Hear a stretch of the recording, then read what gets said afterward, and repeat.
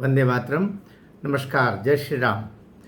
एक ऐसा माहौल बनाया जा रहा है जैसे कि उत्तर प्रदेश में योगी बाबा वहाँ से वापस मठ की ओर जा रहे हैं। और अभी एक इंटरव्यू कह लीजिए, एनक्लेव कह लीजिएगा, एक सभा कह लीजिएगा, जहाँ एक पत्रकार ने योगी बाबा से पूछा कि आप को देश की जनता मोदी जी के उत्तराधिकारी के रूप में देखती है, तो आपको कैसा लगता है? और आपको उनका वारिस माना जा रहा है, तो आपको कैसा लगता है? आपका इस संदर्भ में क्या कहना है? योगी बाबा तो योगी बाबा हैं। योगी बाबा ने कुछ ऐसा जवाब दिया जिससे उनके चाहने वाले तो बहुत परेशान हो गए और उनके पीछे षड्यंत्र करने वाले बहुत खुश हो रहे होंगे। याद रखिएगा, योगी आदित्यनाथ, उनके पीछे कोई रोने वाले नहीं है। उनके पीछे कोई 10-20 बच्चे नहीं रो रहे हैं जैसे लालू यादव के पीछे हैं, जैसे हेमंत, वो जो जिनको मारा था सोरेन परिवार ने, हेमंत उनका बालक है और उनके पूरा ये वो तो साधु आदमी, वो तो भिक्षा का हाथ फैला करके जो मिलेगा जितना मिला और उसी में वो तो जीवन समाज के लिए, सनातन के लिए, इस राष्ट्र के लिए जीने वाले हैं। तो षड्यंत्रकारी, मुझे अपनी पंक्तियाँ याद आ रही है कि कुछ लम्हा खुश होने वालों तुम सब सुन लेना, कुछ लम्हा खुश होने वालों तुम सब सुन लेना, षड्यंत्रों के पांव बहुत ही छोटे होते हैं। इसे ध्यान रखने वाली बात है।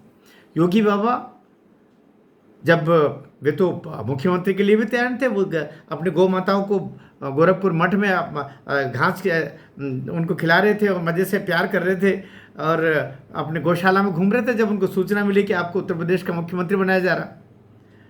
ठीक इस तरीके से दूसरी दफ़े भी बहुत सारे ऐसे षड्यंत्र, जब वे दूसरी बार उन्होंने शपथ ली तब भी ऐसा माहौल बनाया गया कि इनको तो त्यागपत्र देना पड़ेगा और एक मन स्थिति में उनको लेके आते हैं। इस तरीके का वातावरण बनाने वाले बनाते हैं और ये चाहते हैं इस तरीके से कि वे तो उत्तर प्रदेश को नहीं संभाल पा रहे हैं, देश को तो संभालने की दूसरी बात, ये षड्यंत्र पूर्वक ऐसा वातावरण बनाते हैं।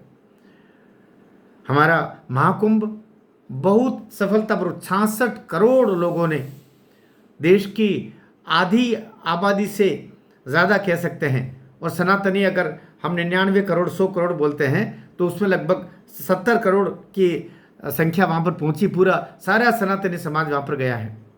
सब एकाध घटना जो हुई उसके पीछे भी षड्यंत्र की बू आती है। अब षड्यंत्र की बू समाजवादी पार्टी, कांग्रेस से दूर तक, लेकिन जो भीतर छुप घात करने वाले होते हैं ना, वे भी कोई कम नहीं पड़े हैं।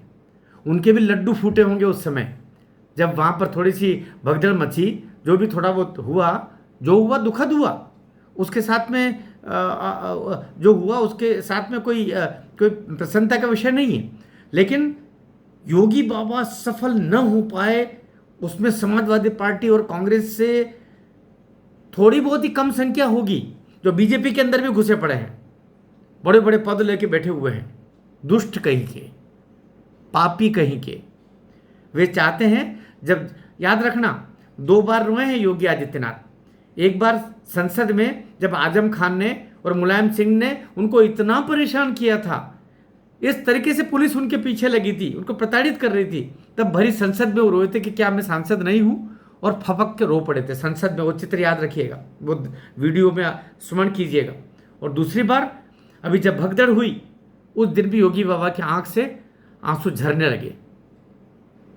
तुम साधु की हाय लेकर के और कुर्सियां पालोगे, भूल जाओ। इसलिए देश की जनता योगी आदित्यनाथ के साथ हैं। योगी बाबा ने जब जो कहा ना, मुझे तो अपना मठ पसंद है, मुझे अगर मुझसे पूछा जाए तो मैं अपने गोरखपुर, अपने मठ को संभाल लूँ वापस, मैं तो ऐसा चाहूँगा। लेकिन उनके स्वर में निराशा थी, स्वर में उन लोगों के प्रति हाय का और कहीं न कहीं क्रोध का भाव था, जो निरंतर उनको नीचा दिखाने में, उनको असफल करने में लगे हुए। दिल्ली का साथ मिला ही होगा, मोदी जी का उनको वरद हस्त प्राप्त होता रहा है। लेकिन मोदी जी के अलावा कुछ ऐसे षड्यंत्रकारी अवश्य हैं जो मोदी जी के भी को भी पता नहीं चलने देते हैं।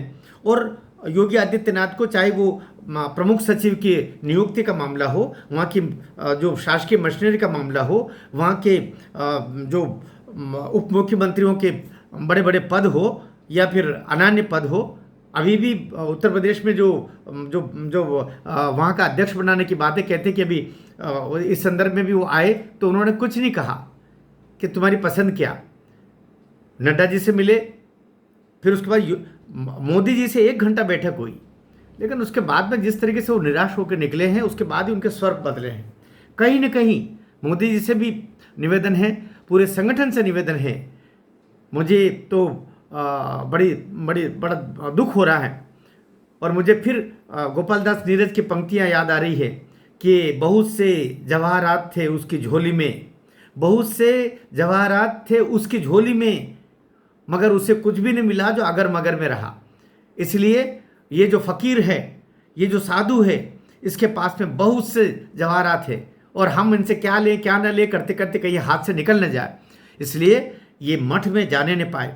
राष्ट्र की सबसे बड़ी कुर्सी मोदी के उत्तराधिकारी के रूप में देश की जनता इनको चाहती है। मेरा आप सबसे भी प्रार्थना है, इस वीडियो को इतना शेयर कीजिएगा, इतना आग्रहपूर्वक ये पहुँचाइएगा कि जो षड्यंत्रकारी हैं उनके पांव बोने हो जाए, छोटे हो जाए, शर्मसार हो जाए, और वो मोदी को जी के सामने भी ये बात रखें कि हम अलग हट रहे हैं, हमारे षड्यंत्र अब हम नहीं करेंगे। और योगी आदित्यनाथ को वापस जो वो जिस तरीके से वे मुस्कुराते हुए काम करते हैं वो परिस्थितियाँ बननी चाहिए।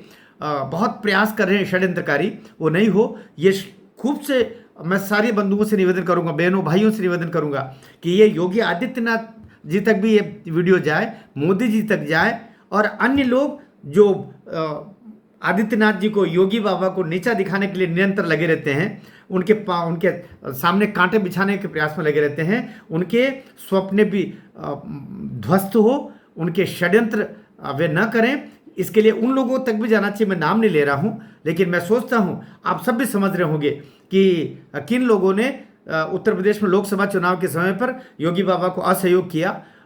वो जो जिनको टिकट दिलवाना चाहते थे लोकसभा में नहीं देने दिए। और अभी भी परिस्थितियां ऐसी है कि चाहे वो प्रदेश अध्यक्ष की बात हो, जिला अध्यक्षों की बात हो, वे योगी बाबा को दरकिनार करते हुए अपनी जाति में बिछा रहे हैं, उनको असफल करने का निरंतर प्रयास कर रहे हैं। असहयोग ये महाकुंभ के समय पर भी हुआ, और उसके पीछे भी क्या षड्यंत्र था सब जनता जानना चाह रही और देख भी रही है। मैं सोचता हूँ कि इस वीडियो को खूब वायरल कीजिए, किसी को बुरा लगता है लगे।